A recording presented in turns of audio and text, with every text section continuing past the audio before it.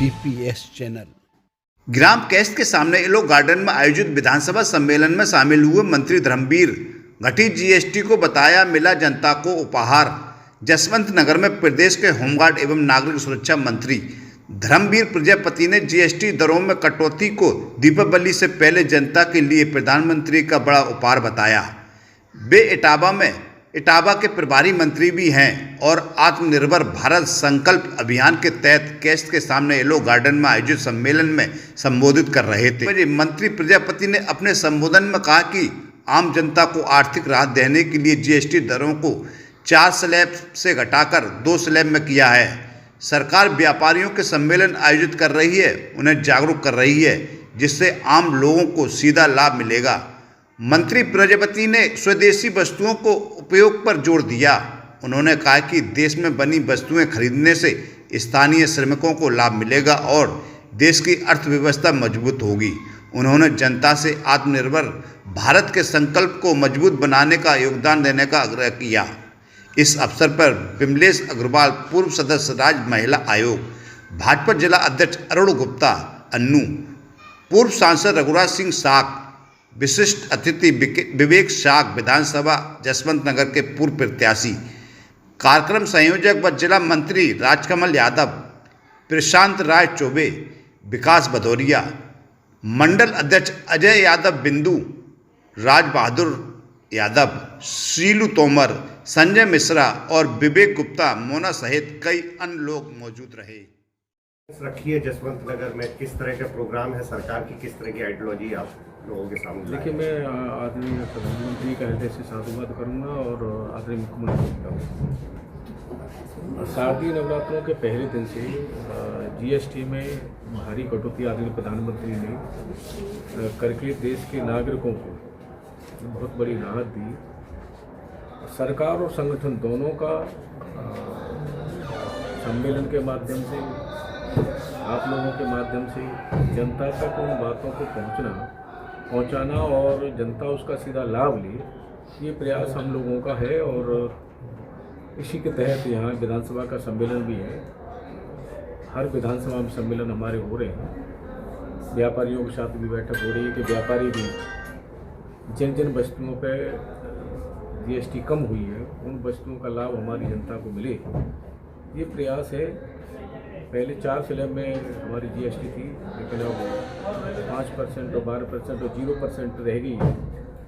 रोज़मर्रा की जो दैनिक वस्तुएं हैं, हमारे घर में जो सामान में आने वाली है, चाहे शिक्षा के क्षेत्र में हो, चाहे हमारे किचन में दैनिक प्रयोग में आने वाली वस्तुएं हैं, हमारे खाने पीने की वस्तुएं हैं, तमाम वस्तुओं पर 0% और 5% जीएसटी रह गई है। मैं कह सकता हूँ कि पिछली बार में जब इटावा आया था तो यहाँ हमारे मारुति शोरूम वालों का कहना था कि जब से जीएसटी कम हुई है मारुति हमारे पास उपलब्ध नहीं हो पा रही है।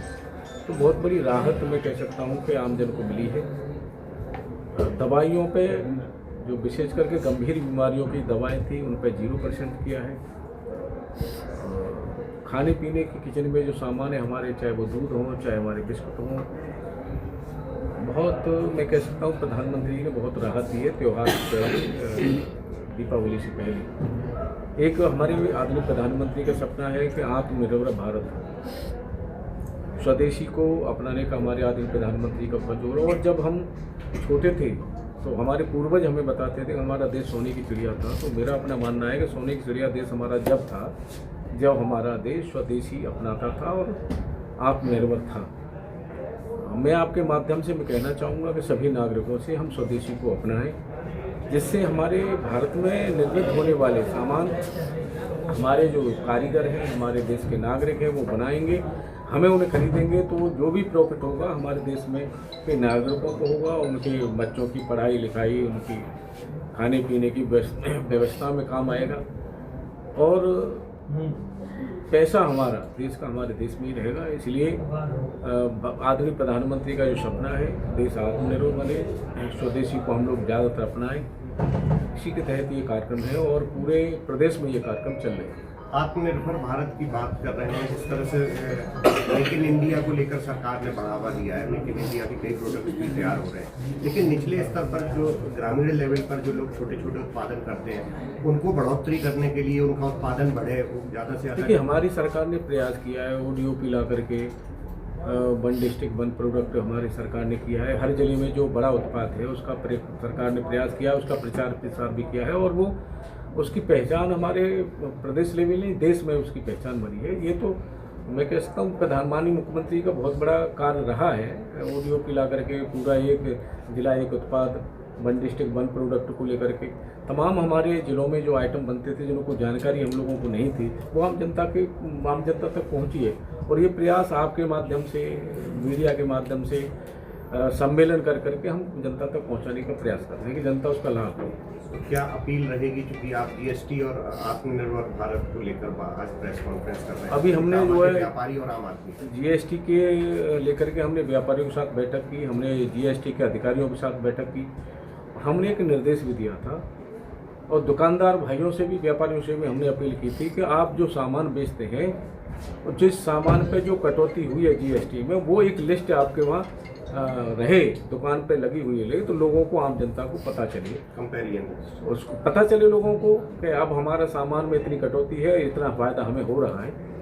तो और व्यापारियों से भी हमने कहा है, GST अधिकारियों से भी कहा है हमने कि आप जो है जितने सामानों में कटौती हुई है वो सब एक फ्लैक्स बना करके कलेक्ट्रेट पे, तहसील पे, जहाँ जहाँ हमारे भीड़ का बस स्टैंड पे, जहाँ हमारे भीड़ का आम जन का आवागमन रहता है, वहाँ फ्लैक्स लग जाए तो लोगों तक ये बात पहुँचे, लोग उसका लाभ उठाएं। पहले आप GST लेके आए, फिर ऐसी क्या आवश्यकता पड़ी जो आपने GST की स्लैब मतलब कम की है? देश की जनता जब वोट देती है, सरकार बनाती है, विधायक चुनती है, सांसद चुनती है, तब केंद्र में सरकार बनती है और प्रदेश में सरकार बनती है, तो सरकारों का दायित्व बनता है कि जो जनता वोट देकर सरकार बनाती है उनके हित के लिए जब जब जो चीज़ें सामने आए उनको सरकार ध्यान रखे और उनको आगे बढ़ाए। मैं कह सकता हूँ कि आदरणीय प्रधानमंत्री जी ने बहुत बड़ा निर्णय लिया है। नवरात्रों के पहले दिन से ये शुरू हुआ है, ऐतिहासिक निर्णय है और आम जनता को बहुत राहत देने वाला है। तो वोट को देख के कम की गई है, ये क्या आपने बताया कि मैंने ये नहीं कहा, मैंने ये कहा जो जनता वोट देती है जी, सरकार की जिम्मेदारी बनती है कि जनता के हितों को ध्यान में रखे। तो जो कम की गई तो इसी को ध्यान में रखे की गई ना, वोट को भी साधा गया है। ये सब उत्तर प्रदेश में चुनाव नहीं है, सभी देशों में चुनाव नहीं है, सभी प्रदेशों में चुनाव नहीं है, ठीक है, सभी प्रदेशों में चुनाव नहीं है, सबके लिए है। ठीक है, धन्यवाद। एक बहुत बड़ा तबका है भाजपा जिसको आगे बढ़ा रही है, नारी सशक्तिकरण का मामला, लेकिन ये देखने में आया है कि जो शराब है प्रदेश में वो नारियों पर सबसे ज़्यादा जुल्म कर रही है, परिवार टूट रहे हैं। एक सर्वे के अनुसार लगभग 40 से 45% परिवार केवल शराब की वजह से टूट गए। क्या गुजरात और बिहार की तर्ज पर सरकार प्रदेश में शराब पे पाबंदी लगाने की तरफ कुछ करेगी? देखिए अभी ऐसा कोई विचार नहीं है, हाँ, लेकिन मैं कह सकता हूँ कि ये इस तरह के अपराधों को रोकने के लिए कदम निश्चित रूप से उठने चाहिए और सामंजस्य भी बैठना चाहिए। और हम कह सकते हैं कि हमारे सभी आम जन हों चाहे हम लोग हों, सामंजस्य बहुत जरूरी है जीवन में, परिवार में। जी, जब कोई पत्नी, पीड़ित पत्नी पति से, शराब से पुलिस के पास जाती है, पुलिस एक छोटा सा शब्द कह देती है आपसी मामला है, क्या सरकार इस पर कोई कानून बनाएगी जो कम से कम तुरंत राहत मिले? जबकि नारी सशक्तिकरण को लेकर सरकार बहुत गंभीर है। इस सरकार ने जितना हमारी मातृ शक्ति के लिए कार्य किए हैं, मैं कह सकता हूं कि मैंने अपने राजनीतिक जीवन में नहीं देखे। ये सच है। नारी उत्थान के लिए हम हम तो स्वावलंबन बना रहे हैं, उनको स्वावलंबन पे काम कर रहे हैं, हम उनको आत्मनिर्भर बना रहे हैं।